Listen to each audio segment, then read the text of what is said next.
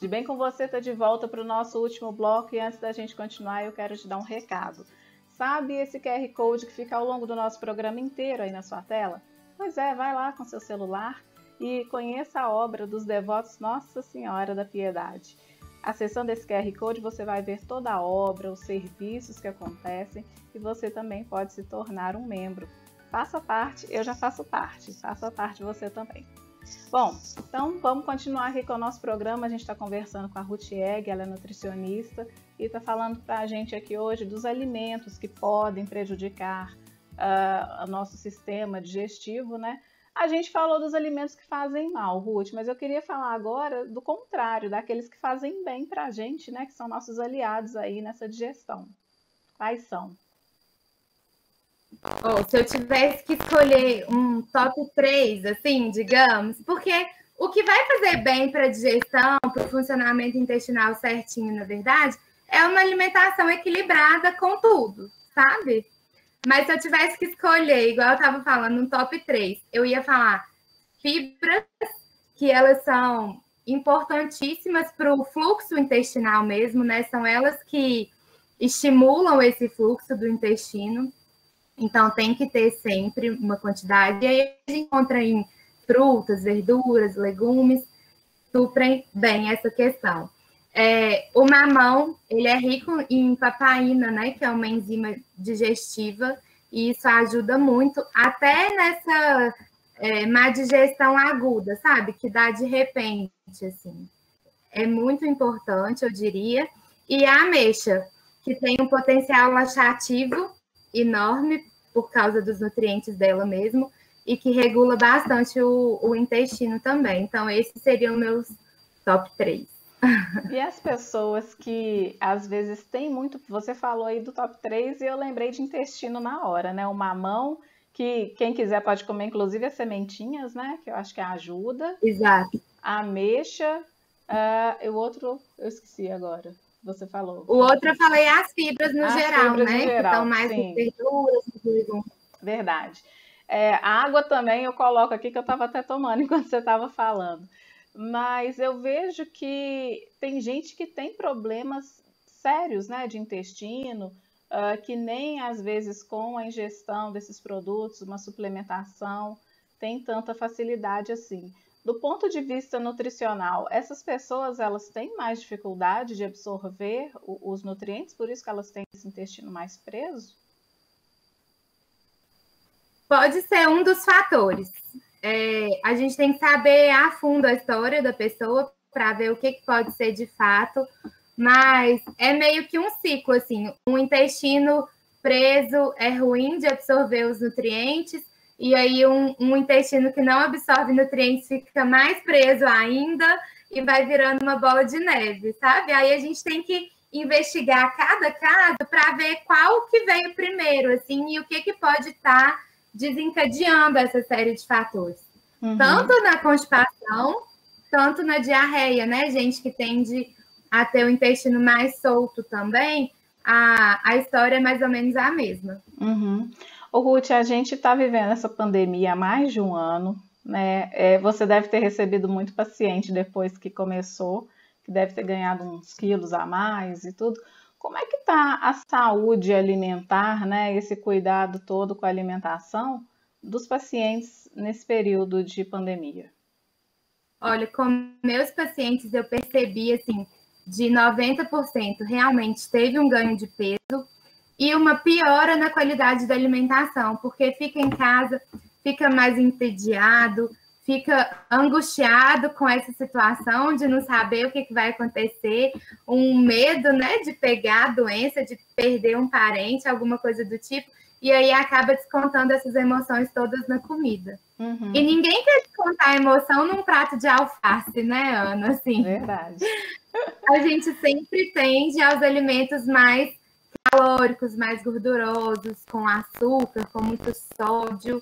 Ruth, eu fiz essa pergunta, mas eu pulei uma outra questão que eu queria tratar com você ainda naquele assunto do intestino preso, que hoje em dia as pessoas têm, você falou aí mais antes, né, com a gente, dos laticínios, da questão para quem tem problema com síndrome do intestino irritável.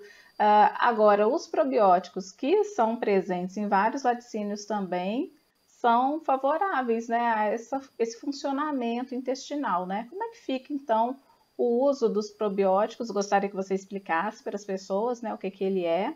Tem os prebióticos também, né, se puder fazer a diferenciação. E como que fica o uso deles na alimentação para ajudar aí o sistema gastrointestinal? Então, os probióticos, eles são micro-organismos bons, presentes na nossa flora intestinal e que ajudam ao funcionamento legal do organismo. Não só na questão de um bom funcionamento intestinal, mas até na questão da imunidade, sabe? Melhora bastante nosso sistema imune.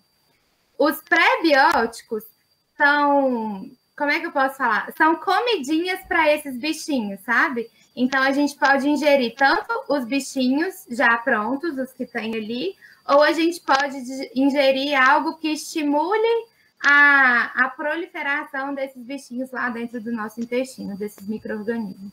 A diferença é basicamente essa. E os dois são muito eficazes para a questão do funcionamento intestinal e da melhora da imunidade como um todo. Até em casos de gases, né, que eu, antes de conversar com você, nós também conversamos com um gastro, e ele estava falando disso, né, das pessoas que sofrem com gases e tudo, tem até aquele inchaço abdominal. Esses probióticos ajudam também nessa regularização. Sim, eles ajudam nessa questão intestinal toda. Questão de gases, azia, refluxo. É uma coisa que está sendo muito estudada hoje em dia. O intestino, ele tem um papel, assim, inacreditável na nossa saúde. Ele é visto hoje como o nosso segundo cérebro. Então, se ele não está legal, provavelmente o resto também não está. Então, é uma coisa que a gente tem que cuidar. E hoje em dia, a gente tem descoberto várias cepas de probióticos. Então, cada um tem uma especificidade diferente. Então, isso é muito legal também. A gente consegue juntar um pouquinho de cada coisa para ver o que está, do que não está legal na pessoa, né? E falar. Tudo tem um critério, sabe? Não é para a gente chegar na farmácia ou até em supermercado a gente vê alimentos que têm adição de probióticos também, né? Não é chegar e falar, hoje eu vou tomar probiótico. Não, tem um critério direitinho. Mas que feito de forma certa, de forma criteriosa, é super eficiente. É fantástico. Eu sou suspeita, mas é fantástico. Ô, Ruth, conta pra gente, assim, o que você destacaria para as pessoas que estão assistindo a gente, que às vezes sofrem com uma azia, um refluxo, que cuidados, né, que você diria para essa pessoa, então, para ela evitar esse problema? Assim, claro, procurar um médico, ter uma alimentação adequada, né, mas como que as pessoas podem se cuidar e evitar aí esse mal-estar? Primeira coisa é uma alimentação variada. Quanto mais colorida, mais diversificada for sua alimentação, melhor para isso. Isso é para qualquer orientação, sabe? De primeiro, assim, é a primeira coisa que a gente tem que enfatizar. Fora isso, eu diria para reduzir o consumo de café e chá, que pode piorar a questão do refluxo, má digestão, gases, azia. Fracionar mais as refeições.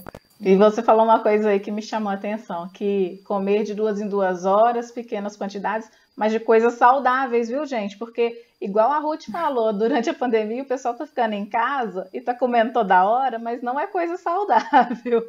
É isso, Ruth? É isso mesmo. Tá certo. Mais alguma coisa que você queira acrescentar, né, para o pessoal que está assistindo a gente? Falar sobre aí dicas de nutrição, porque nosso tempo está encerrando, e aí eu queria deixar esse tempo para você falar o que você considera importante para o pessoal. Ana, acho que a gente falou tudo, assim, para o pessoal sempre consumir bastante fruta, verdura, legumes, variar bem essa alimentação, beber bastante água e comer de tudo, assim, não precisa cortar nada da alimentação, sabe? É uma coisa que eu gosto de enfatizar muito. Meu problema é que eu gosto muito de doce. Isso não é um problema, eu acho que todo mundo gosta de doce, todo mundo gosta mesmo de comer alguma coisa gostosa, diferente, de vez em quando. E não tem que ter culpa, não tem que ter preocupação em relação a isso, sabe? É saber fazer as escolhas mesmo. Tudo tem o seu momento certo, a hora certa, a quantidade certa. Então, é levar a coisa de uma forma mais leve mesmo e não ficar muito pressionado, né? Porque hoje em dia a gente que abre Instagram toda hora sempre tem um corpo lindo, maravilhoso ali na nossa frente e que a gente não vai conseguir alcançar nunca sendo meros mortais, né? Sem viver do nosso corpo. E a gente se espelha muito nisso e acaba se frustrando. E então é ter esse discernimento mesmo, sabe? De saber que nem sempre o que está ali no nosso telefone é real, às vezes tem muito filtro, né? Tem outras coisas que a pessoa faz que não é saudável e que ela não expõe ali para todo mundo. Então, a gente tem que saber filtrar isso mesmo, né? Do que é real e alcançável e saudável do que não é. Aquele corpo saudável que a gente vê nem sempre, aquele corpo bonito que a gente vê nem sempre é saudável, né, Ruth? Exatamente. Pois é. Te agradeço muito pela participação. Espero que da próxima vez seja presencial, seja no estúdio, que as coisas voltem o quanto antes ao normal. Muito obrigada e volte sempre no nosso programa. Eu que agradeço o convite, Ana. Adorei conversar aqui com você. Obrigada. Também, eu que agradeço. E para você que está assistindo a gente, muito obrigada pela sua companhia. Semana que vem tem mais de Bem com Você. Eu te espero. Tchau, tchau e até lá.